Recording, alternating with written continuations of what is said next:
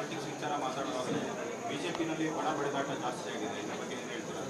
ನೋಡಿ, ನಾನು ಇದ್ರ ಬಗ್ಗೆ ಅಷ್ಟು ಡೀಪಾಗಿ ನಾನು ತಲೆ ಕೆಡಿಸ್ಕೊಳ್ಳಲ್ಲ. ಅದನ್ನು ಸರಿಪಡಿಸೋ ಅಂಥ ವರಿಷ್ಠ ನಾಯಕರಿದ್ದಾರೆ, ಅವ್ರಿಗೆ ಬಿಟ್ಟಿದ್ದೆ ಇದನ್ನು. ನೀವು ಕೂಡ ಬಿಜೆಪಿನಲ್ಲಿ ಪಾರ್ಟಲ್ಲಿದ್ದೀರಾ? ಹೌದೌದು, ನಾನು ಬಿ ಜೆ ಪಿ ಪಾರ್ಟಲ್ಲಿದ್ದೀನಿ. ಬಟ್ ಅದನ್ನು ಸರಿಪಡಿಸೋ ಒಂದು ಜವಾಬ್ದಾರಿ ಅಥವಾ ಆ ನಾಯಕತ್ವ, ಆ ನಾಯಕರು ಯಾರಿದ್ದಾರೆ ಅವ್ರು ಮಾಡ್ತಾರೆ. ಇದಕ್ಕೂ ನಾನು ಡೀಪಾಗಿ ಇದನ್ನು ನಾನು ಇನ್ವಾಲ್ವ್ ಮಾಡಿದ್ರೆ ಅದು ಸರಿ ಹೋಗಲ್ಲ. ಸಾಹಿತ್ಯ ಸಮ್ಮೇಳನದ ಸಭೆಗಳಿಗೆ ಸಂಸದರು ನಿರಂತರವಾಗಿ ಗೈರಾಗ್ತಿದ್ದಾರೆ. ಇದ್ರ ಬಗ್ಗೆ ಏನು ಹೇಳ್ಬೋದು?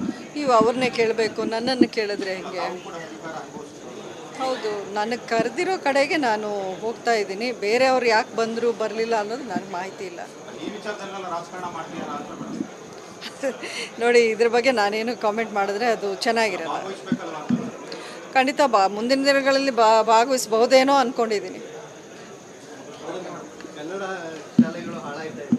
ಇಷ್ಟು ಅದ್ದೂರಿಯಾಗಿ ಕನ್ನಡ ರಾಜ್ಯೋತ್ಸವ ಮಾಡ್ತಾ ಇದ್ದೀವಿ. 30-40 ಕೋಟಿ ರೂಪಾಯಿ ಕನ್ನಡ ಶಾಲೆಗಳಿಗೆ ಅಳಿವಿನ ಅಂಚಿನಲ್ಲಿರುವ ಈಗ ಇಂಥ ಕಾರ್ಯಕ್ರಮದ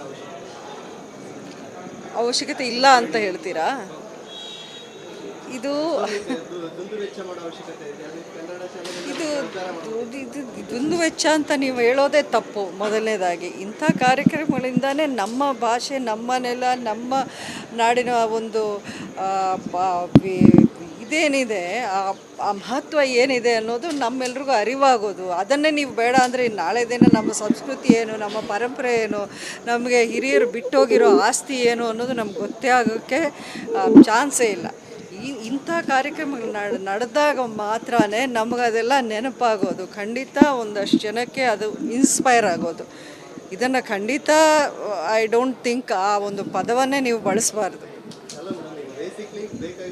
ಅಲ್ಲ, ಈಗ ಕನ್ನಡ ಶಾಲೆ ಇದರಿಂದ ಅಲ್ಲಿಗೆ ಬಳಸಬೇಕಾಗಿರೋ ದುಡ್ಡನ್ನು ಅವನೇನಾದರೂ ಡೈವರ್ಟ್ ಮಾಡಿ ಇದಕ್ಕೆ ಯೂಸ್ ಮಾಡ್ತಿದ್ರೆ ಅದು ತಪ್ಪಾಗ್ಬೋದು. ಬಟ್ ಖಂಡಿತ ನೀವು ಹೇಳೋದು ಆ ವಿಚಾರದಲ್ಲೂ ನಾವೆಲ್ಲರೂ ಗಮನ ಹರಿಸ್ಬೇಕಾಗಿದೆ. ನಮ್ಮ ಕನ್ನಡ ಮೀಡಿಯಮ್ ಸ್ಕೂಲ್ಸ್ಗೇನಿದೆ ಅಥವಾ ಗವರ್ಮೆಂಟ್ ಸ್ಕೂಲ್ಸ್ಗೇನಿದೆ ಅದ್ರ ಡೆವಲಪ್ಮೆಂಟಲ್ಲಿ ಎಲ್ಲೋ ನಾವು ಅದು ಕುಂಠಿತ ಆಗ್ತಿದೆ ಅನ್ನೋದು ಸತ್ಯಾಂಶವೇ. ಅದರ ಕಡೆನೂ ಗಮನ ಹರಿಸ್ಬೇಕು. ಅದನ್ನು ಚೆನ್ನಾಗಿ ನಾವು ಡೆವಲಪ್ ಮಾಡಿ ಮಕ್ಕಳನ್ನ ಕನ್ನಡ ಕಲಿಯೋಕ್ಕೆ ಒಂದು ಎಂಕರೇಜ್ಮೆಂಟ್ ಅನ್ನೋದು ನಾವು ಮಾಡಿಕೊಡ್ಬೇಕು. ಮೇಡಮ್, ಈಗ ಚಂದ್ರಶೇಖರ್ ಸ್ವಾಮೀಜಿ ಅವರು FIR ಆಗಿದೆ ಮೇಡಮ್, ಅದು ಇದು ಪೊಲಿಟಿಕ್ಸ್ ಮಾಡ್ತಾ ಇದ್ದಾರೆ. ಈಗ ಏನು ಹೇಳ್ತೀರಿ ಮೇಡಮ್? ನೋಡಿ, ಇದು ನಿಜಕ್ಕೂ ಒಂದು ರೀತಿ ಬೇಸರದ ವಿಷಯನೇ. ಯಾಕೆ ಅಂತಂದರೆ ಎಲ್ಲ ವಿಷಯಗಳಲ್ಲೂ ಪಾಲಿಟಿಕ್ಸ್ನ ತಂದು ಅದನ್ನು ಬೇರೆ ಬೇರೆ ರೀತಿಯ ಒಂದು ಎಕ್ಸ್ಟ್ರೀಮ್ ಲೆವೆಲ್ಗೆ ಹೋಗ್ತಾ ಇರೋದು ನೋಡಿದ್ರೆ ಭಯ ಆಗುತ್ತೆ ಒಂದೊಂದು ದಿನ. ಈಗ ನನ್ನ ಯಾರಿಗೂ ಒಂದು ವಾಕ್ ಸ್ವಾತಂತ್ರ್ಯವೂ ಇಲ್ವಾ? ನಾವು ಏನೋ ನಮ್ಮ ಅನಿಸಿಕೆಯನ್ನು ಯಾರಾದರೂ ಕೇಳಿದಾಗ ಹೇಳಿದ್ರೂ ಅದಕ್ಕೆ ಇಷ್ಟೊಂದು ಎಕ್ಸ್ಟ್ರೀಮ್ ರಿಯಾಕ್ಷನ್ ಆಗುತ್ತಾ ಅನ್ನೋವಂಥ ಭಯ ಒಂದು ಪ್ರಜಾಪ್ರಭುತ್ವದಲ್ಲಿ ಆಗಬಾರ್ದು. ಇದು ನನ್ನ ಅನಿಸಿಕೆ. ಬಿಜೆಪಿ ನಾಯಕರೆಲ್ಲರೂ ಕೂಡ ಭೇಟಿ ಮಾಡಿ ಸ್ವಾಮೀಜಿ ಜೊತೆಲಿ ಇದ್ದೀವಿ ಅಂತೇಳಿ ಸರ್ಕಾರದ ವಿರುದ್ಧ ಕೂಡ ವಾಗ್ದಾಳಿ ನಡೆಸಿದ್ದಾರೆ. ಜಮೀರ್ ಒಂದು ಸ್ಟೇಟ್ಮೆಂಟ್ ಕೊಡ್ತಾರೆ, ಅವ್ರ ವಿರುದ್ಧ FIR ಆಗೋದಿಲ್ಲ, ಸ್ವಾಮೀಜಿ ಹೇಳಿದ ತಕ್ಷಣ FIR ಆಗ್ತಾರೆ ಅನ್ನೋದು ಕೂಡ ಹೇಳ್ತಾರೆ.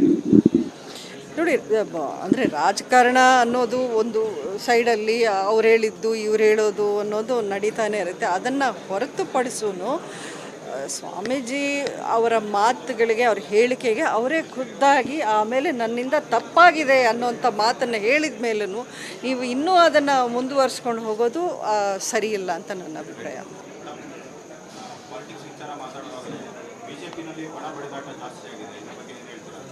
ನೋಡಿ, ನಾನು ಇದ್ರ ಬಗ್ಗೆ ಅಷ್ಟು ಡೀಪಾಗಿ ನಾನು ತಲೆ ಕೆಡಿಸ್ಕೊಳ್ಳಲ್ಲ. ಅದನ್ನು ಸರಿಪಡಿಸೋ ಅಂಥ ವರಿಷ್ಠ ನಾಯಕರಿದ್ದಾರೆ, ಅವ್ರಿಗೆ ಬಿಟ್ಟಿದ್ದೆ ಇದನ್ನು.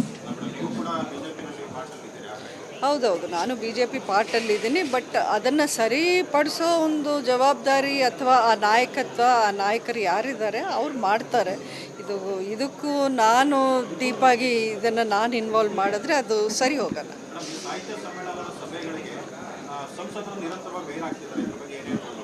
ನೀವು ಅವ್ರನ್ನೇ ಕೇಳಬೇಕು, ನನ್ನನ್ನು ಕೇಳಿದ್ರೆ ಹೆಂಗೆ?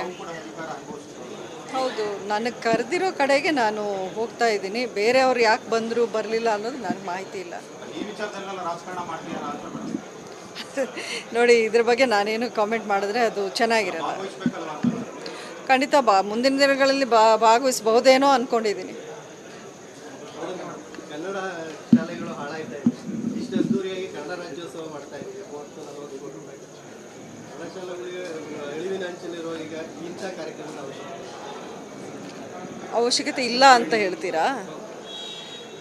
ಇದು ದುಂದು ವೆಚ್ಚ ಮಾಡೋ ಅವಶ್ಯಕತೆ ಇದೆ. ಅದು ಕನ್ನಡ ಶಾಲೆಗಳಲ್ಲಿ ದುಂದು ವೆಚ್ಚ ಅಂತ ನೀವು ಹೇಳೋದೇ ತಪ್ಪು. ಮೊದಲನೇದಾಗಿ ಇಂಥ ಕಾರ್ಯಕ್ರಮಗಳಿಂದನೇ ನಮ್ಮ ಭಾಷೆ, ನಮ್ಮ ನೆಲ, ನಮ್ಮ ನಾಡಿನ ಒಂದು ಆ, ಇದೇನಿದೆ ಆ ಮಹತ್ವ ಏನಿದೆ ಅನ್ನೋದು ನಮ್ಮೆಲ್ರಿಗೂ ಅರಿವಾಗೋದು. ಅದನ್ನೇ ನೀವು ಬೇಡ ಅಂದರೆ ನಾಳೆ ದಿನ ನಮ್ಮ ಸಂಸ್ಕೃತಿ ಏನು, ನಮ್ಮ ಪರಂಪರೆ ಏನು, ನಮಗೆ ಹಿರಿಯರು ಬಿಟ್ಟೋಗಿರೋ ಆಸ್ತಿ ಏನು ಅನ್ನೋದು ನಮ್ಗೆ ಗೊತ್ತೇ ಆಗೋಕ್ಕೆ ಚಾನ್ಸೇ ಇಲ್ಲ.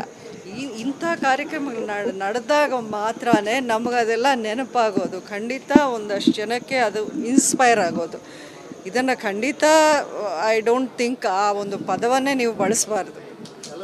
ಬೇಸಿಕ್ಲಿ ಬೇಕಾಗಿರೋದು ಅಲ್ಲ, ಈಗ ಕನ್ನಡ ಶಾಲೆ ಇದರಿಂದ ಅಲ್ಲಿಗೆ ಬಳಸಬೇಕಾಗಿರೋ ದುಡ್ಡನ್ನು ಅವನೇನಾದರೂ ಡೈವರ್ಟ್ ಮಾಡಿ ಇದಕ್ಕೆ ಯೂಸ್ ಮಾಡ್ತಿದ್ರೆ ಅದು ತಪ್ಪಾಗ್ಬೋದು. ಬಟ್ ಖಂಡಿತ ನೀವು ಹೇಳೋದು ಆ ವಿಚಾರದಲ್ಲೂ ನಾವೆಲ್ಲರೂ ಗಮನ ಹರಿಸ್ಬೇಕಾಗಿದೆ. ನಮ್ಮ ಕನ್ನಡ ಮೀಡಿಯಮ್ ಸ್ಕೂಲ್ಸ್ಗೇನಿದೆ ಅಥವಾ ಗವರ್ಮೆಂಟ್ ಸ್ಕೂಲ್ಸ್ಗೇನಿದೆ ಅದ್ರ ಡೆವಲಪ್ಮೆಂಟಲ್ಲಿ ಎಲ್ಲೋ ನಾವು ಅದು ಕುಂಠಿತ ಆಗ್ತಿದೆ ಅನ್ನೋದು ಸತ್ಯಾಂಶವೇ. ಅದರ ಕಡೆನೂ ಗಮನ ಹರಿಸ್ಬೇಕು. ಅದನ್ನು ಚೆನ್ನಾಗಿ ನಾವು ಡೆವಲಪ್ ಮಾಡಿ ಮಕ್ಕಳನ್ನ ಕನ್ನಡ ಕಲಿಯೋಕ್ಕೆ ಒಂದು ಎಂಕರೇಜ್ಮೆಂಟ್ ಅನ್ನೋದು ನಾವು ಮಾಡಿಕೊಡ್ಬೇಕು. ಮೇಡಮ್, ಈಗ ಚಂದ್ರಶೇಖರ್ ಸ್ವಾಮೀಜಿ ಅವರು ಎಫ್ಐಆರ್ ಆಗಿದೆ ಮೇಡಮ್, ಅದು ಇದು ಪೊಲಿಟಿಕ್ಸ್ ಮಾಡ್ತಾ ಇದ್ದಾರೆ, ಈಗ ಏನು ಹೇಳ್ತೀರಿ ಮೇಡಮ್? ನೋಡಿ, ಇದು ನಿಜಕ್ಕೂ ಒಂದು ರೀತಿ ಬೇಸರದ ವಿಷಯನೇ. ಯಾಕೆ ಅಂತಂದರೆ ಎಲ್ಲ ವಿಷಯಗಳಲ್ಲೂ ಪಾಲಿಟಿಕ್ಸ್ನ ತಂದು ಅದನ್ನು ಬೇರೆ ಬೇರೆ ರೀತಿಯ ಒಂದು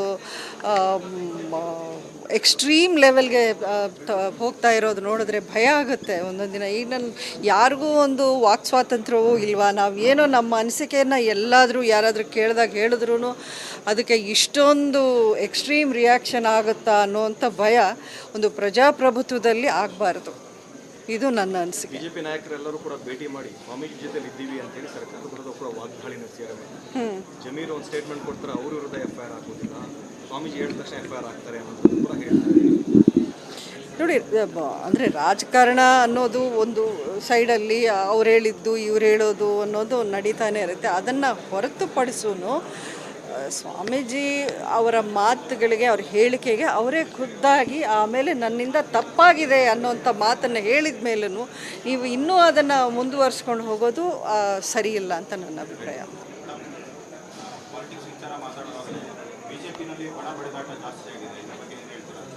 ನೋಡಿ, ನಾನು ಇದ್ರ ಬಗ್ಗೆ ಅಷ್ಟು ಡೀಪಾಗಿ ನಾನು ತಲೆ ಕೆಡಿಸ್ಕೊಳ್ಳಲ್ಲ. ಅದನ್ನು ಸರಿಪಡಿಸೋ ಅಂಥ ವರಿಷ್ಠ ನಾಯಕರಿದ್ದಾರೆ, ಅವ್ರಿಗೆ ಬಿಟ್ಟಿದ್ದೆ ಇದನ್ನು. ಹೌದೌದು, ನಾನು BJP ಪಾರ್ಟಲ್ಲಿದ್ದೀನಿ. ಬಟ್ ಅದನ್ನು ಸರಿಪಡಿಸೋ ಒಂದು ಜವಾಬ್ದಾರಿ ಅಥವಾ ಆ ನಾಯಕತ್ವ, ಆ ನಾಯಕರು ಯಾರಿದ್ದಾರೆ ಅವ್ರು ಮಾಡ್ತಾರೆ. ಇದಕ್ಕೂ ನಾನು ಡೀಪಾಗಿ ಇದನ್ನು ನಾನು ಇನ್ವಾಲ್ವ್ ಮಾಡಿದ್ರೆ ಅದು ಸರಿ ಹೋಗಲ್ಲ.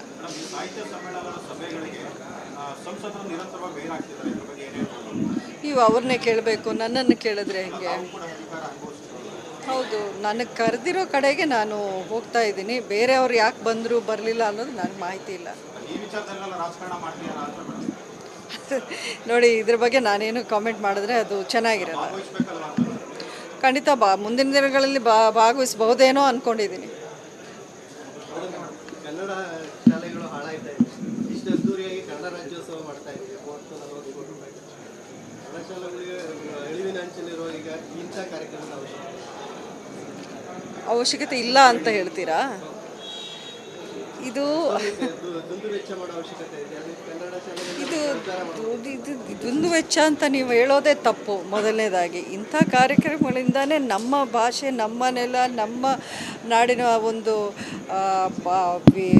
ಇದೇನಿದೆ ಆ ಮಹತ್ವ ಏನಿದೆ ಅನ್ನೋದು ನಮ್ಮೆಲ್ರಿಗೂ ಅರಿವಾಗೋದು. ಅದನ್ನೇ ನೀವು ಬೇಡ ಅಂದರೆ ನಾಳೆ ದಿನ ನಮ್ಮ ಸಂಸ್ಕೃತಿ ಏನು, ನಮ್ಮ ಪರಂಪರೆ ಏನು, ನಮಗೆ ಹಿರಿಯರು ಬಿಟ್ಟೋಗಿರೋ ಆಸ್ತಿ ಏನು ಅನ್ನೋದು ನಮ್ಗೆ ಗೊತ್ತೇ ಆಗೋಕ್ಕೆ ಚಾನ್ಸೇ ಇಲ್ಲ.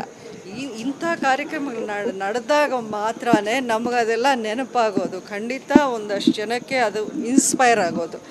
ಇದನ್ನು ಖಂಡಿತ ಐ ಡೋಂಟ್ ಥಿಂಕ್ ಆ ಒಂದು ಪದವನ್ನೇ ನೀವು ಬಳಸಬಾರ್ದು. ಬೇಸಿಕ್ಲಿ ಬೇಕಾಗಿರೋದು ಅಲ್ಲ, ಈಗ ಕನ್ನಡ ಶಾಲೆ ಇದರಿಂದ ಅಲ್ಲಿಗೆ ಬಳಸಬೇಕಾಗಿರೋ ದುಡ್ಡನ್ನು ಅವನೇನಾದರೂ ಡೈವರ್ಟ್ ಮಾಡಿ ಇದಕ್ಕೆ ಯೂಸ್ ಮಾಡ್ತಿದ್ರೆ ಅದು ತಪ್ಪಾಗ್ಬೋದು. ಬಟ್ ಖಂಡಿತ ನೀವು ಹೇಳೋದು ಆ ವಿಚಾರದಲ್ಲೂ ನಾವೆಲ್ಲರೂ ಗಮನ ಹರಿಸ್ಬೇಕಾಗಿದೆ. ನಮ್ಮ ಕನ್ನಡ ಮೀಡಿಯಮ್ ಸ್ಕೂಲ್ಸ್ಗೇನಿದೆ ಅಥವಾ ಗವರ್ಮೆಂಟ್ ಸ್ಕೂಲ್ಸ್ಗೇನಿದೆ